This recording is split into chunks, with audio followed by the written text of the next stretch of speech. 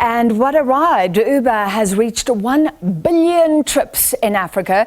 Let's talk about this and the future of e-hailing on this continent. To discuss, we're joined by Ofentse Mokwena, who is Uber's Sub-Saharan Africa Strategic Projects Lead. Thank you for being with us, Mr. Mokwena. Firstly, well done. How does 1 billion sort of compare to your targets? Tell us a bit about the continent. What are the big African markets for Uber right now? Well, thank you very much for giving us this opportunity. I think, 1 billion trips is quite a bit, and it's equivalent to basically filling up Soccer City, 5,000 times. It's quite a lot of demand, and we really are grateful for this because it wouldn't have been possible without drivers who create this experience and also riders who demand this magical experience. So, big ticket items is, looking at the growth in Nigeria. We have expanded substantially in South Africa as well, and we're also unlocking new opportunities in Kenya. Is South Africa your big market, or is Nigeria bigger? I'm interested to know where we fit in. Yeah, South Africa is one of our biggest markets, absolutely, in Sub-Saharan Africa. But I do think that we haven't scratched the surface on other countries as well. Essentially, we're looking at quite a number of cities at scale, and the long game is to see our platform really serving way more than what we serve currently. Yeah, COVID wasn't great for Uber, I'm sure. How has the company adapted or changed around the world and here in Africa?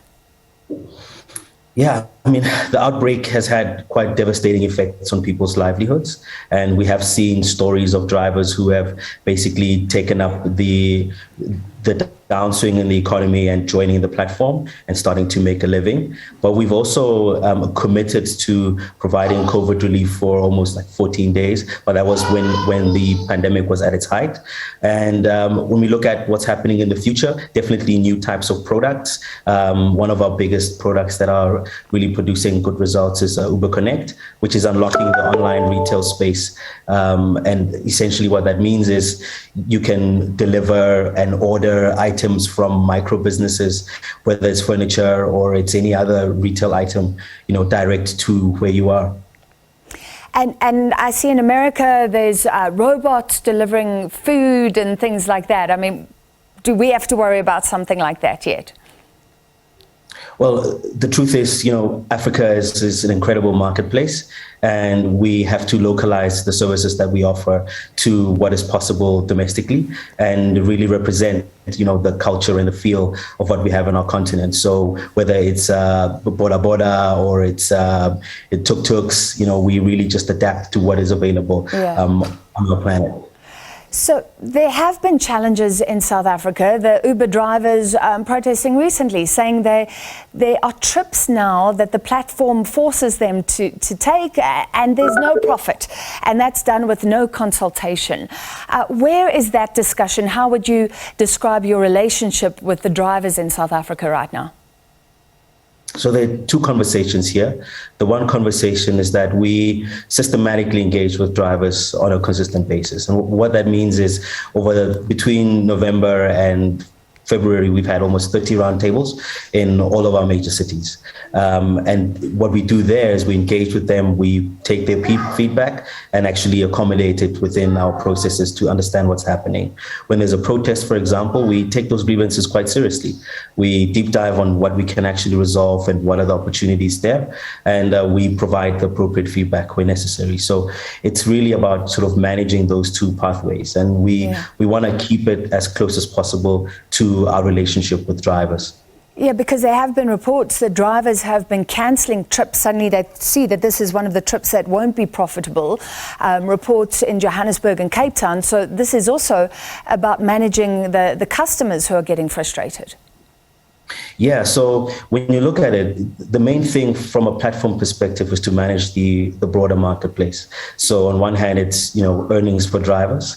The other hand is affordable pricing for riders. And then on top of that, you need to create an environment that's reliable and sustainable. So the fact that drivers tend to reject certain trips is because some drivers prefer longer trips over shorter trips. It could be because there's congestion in that specific area, and they know that the short trip is it's going to increase the amount of time they're going to spend traveling on the roadway. So there are many factors that play leading up to an appropriate choice for a driver. But we know that a rider actually demands a high quality service and a reliable service as well. So, and also the safety issues. I mean, I've spoken to Uber drivers who are saying we want protection from the company. That must be very difficult. That's a South African problem, and then you're raising costs. I mean, is there any solution? Is that something you're thinking about, and is it a problem in other markets as well? Mm-hmm. Yeah, we essentially stand for safety as a business, and what that means is we take all the possible measures to ensure that drivers and riders are as safe as possible. So our emergency response actually does include a security service that actually comes to where you are. And then in addition to that, there is a partner injury protection if you do get injured. And another layer to that is in the app, you can actually report, terrible incidents that do take place. And we also support law enforcement as well, in whether it's in an investigation or partner with them in order to make sure that the environment is safe for drivers and riders as well. So we're quite proactive on that front. And I do believe that we're really doing our part. All right, finally, and very quickly, and this is about Uber doing its part. So the drivers pay tax. They have to buy the vehicle, I understand, so they're taking on a lot of risk. Some people are asking, the platform is just this remote platform, really, that's not on the ground. How are you actually contributing to South Africa, if at all, and how can this be something that is beneficial for the drivers, for you, and for the customers in the long run? First and foremost is, drivers are people. They have families, they have neighbors, they have, things that they need to take care of. And it's one of the key considerations that we have when working with drivers and engaging with drivers.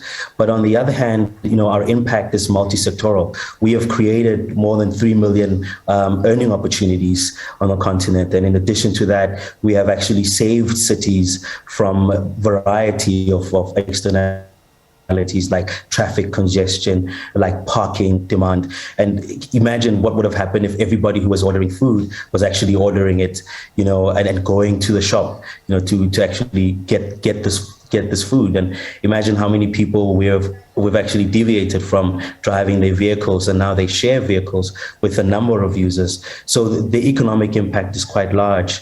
And then we also work with, the KZN relief projects around, what's happening in the floods. We have participated in the electoral cycle. We were giving people trips to go and vote.